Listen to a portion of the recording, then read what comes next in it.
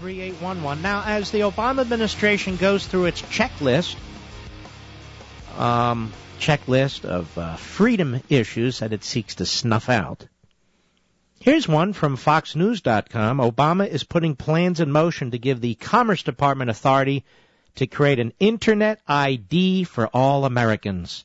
A White House official told CNET.com, why do we need an Internet ID for all Americans under the auspices of the federal government? Does anybody know? Can any good come from that? Anything? Let me put it to you this way. Is there any aspect of our life that is free from the federal government anymore? I talk about, in Ameritopian, I talk about with you this circle of liberty, this circle of freedom. It's getting smaller and smaller. It's tightening and tightening. Oh, you're free to go to a sporting event. You're free to go to the movies. Are you free to eat whatever you want? You're free to drive whatever you want? You're free to take a crap in whatever you want? Are you free to put a light bulb, any kind of light bulb you want, where you want? I mean, that circle of freedom, ladies and gentlemen, is getting tighter and tighter and smaller and smaller. We don't need the government to tell us what to do on the Internet, do we? They need our ID for what? Seriously. So if Obama has his way, I just want you to think about it. And it's not just Obama. It's the entire mentality of these utopians pushing their massive statist agenda. You'll have an ID on the Internet. You'll have healthcare data on your doctor's computer, which the government will have access to. And they talk about a privacy right. I think I blew that whole notion up the other day. What a lie that is from the left. Privacy right for them equals abortion. That's it. No other privacy right. So by the time this president's done, they're going to have your medical records. You're going to have an ID on the Internet. And the IRS has all kinds of... Have you heard the news today about the IRS? It's almost laughable. Almost every hour on the hour. The network news at ABC going on and on about the poor Internal Revenue Service doesn't have enough funds. All those people with all those questions, they can't get them answered because the IRS doesn't have enough funds. Have you ever asked the IRS a question? Have you noticed they always have a little comment that, you know, you're responsible for answering these questions yourself and you're responsible for your own taxes, but we'll try and help you out? Rather than funding the IRS with more money so they can help us out some more, you know, because that's why they exist. How about a flat tax or a fair tax? Then they don't need all that money. But that's not in any of the network news reports. It's just that they can't answer all your questions because they don't have enough money. Ladies and gentlemen, they'll never have enough money. That's the point. Where does it end? It doesn't end. It can never end. Once government ceases to be limited, once the Constitution ceases in many respects to be operative, the IRS needs more money to answer our questions. Tax codes get more and more complicated. They need more and more money to answer more and more of our questions. Pretty vicious cycle, don't you think? President was over there at the Environmental Protection Agency, praising them for their great work over there, shutting down one industry after another and tormenting one farmer after another. I mean, ladies and gentlemen, they've got so much to do over there. Half of their budget goes toward grants, much of that to left-wing groups. They're working very hard on your behalf and for your demise. Oh, yes, they want to regulate dust. Now, they pulled back because it was so absurd, but they'll be back with their dust regulations one day. And because everything affects the environment, the air, the water, they want to regulate everything. Everything. You, in particular. You. Obama's proud of their work. They've done such a swell job. And, of course, our friends over there at the Interior Department, I used to work very short period, half a year, as the number 2 lawyer at the Interior Department in the Reagan administration. I was deputy solicitor. It's a big job. But I could handle it. I know what goes on over there. Untold numbers of people who want to control your land, your water.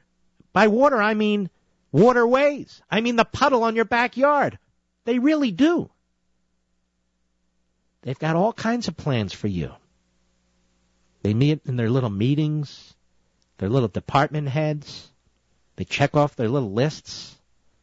You don't get to participate, but it all affects you. They put out their regulations. Most of us are working stiffs. We don't have time to read 80,000 pages of regulations in the Federal Register. That's what was there last year. You need a phalanx of lawyers, and not just any lawyer, not slip and fall lawyers. You need lawyers who are used to reading this crap to go through it to see how it affects you. Well, are you and I busy doing that? No. So we have these laws being passed that have fines and penalties and criminal sanctions with strict liability if you don't comply with them. They're being passed not by your Congress, not by your representatives, but by faceless, nameless, overpaid bureaucrats, and you have to live with whatever they do, and you don't even know what they're doing. And Obama's praising them. Good work! Oh, yes. Oh, yes, there's paradise. We're always chasing paradise. Yes, we've got to wipe out all pollution. May I tell you a little secret? We're never going to wipe out all pollution. Oh, I let the secret out of the bag. We're never going to eliminate all pollution. You want to know why? Because our technology gets so powerful. It can get down to molecules, and if you're a statist who wants to manipulate man and wants to manipulate society, you're always going to find something. We're never going to get rid of pollution. A, because we can't get rid of all of it, and B, because the utopians will never allow us to get rid of all of it, because they're very busy trying to control you, the individual. From one department to the next. I've said this before. The Department of Education doesn't educate anybody. It's not a classroom in the place. It's the Department of Illiteracy.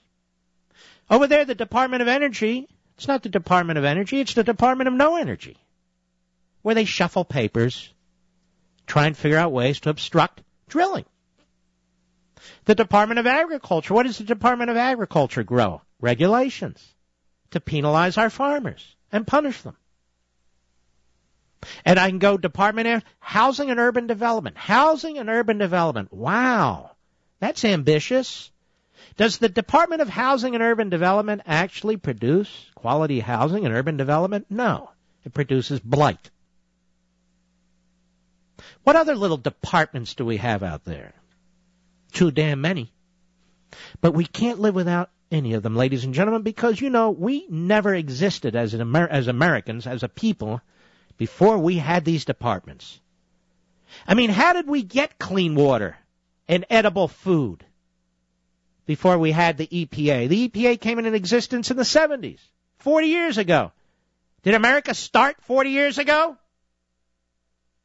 And if we didn't have an EPA, may I even suggest such a radical notion we'll call it.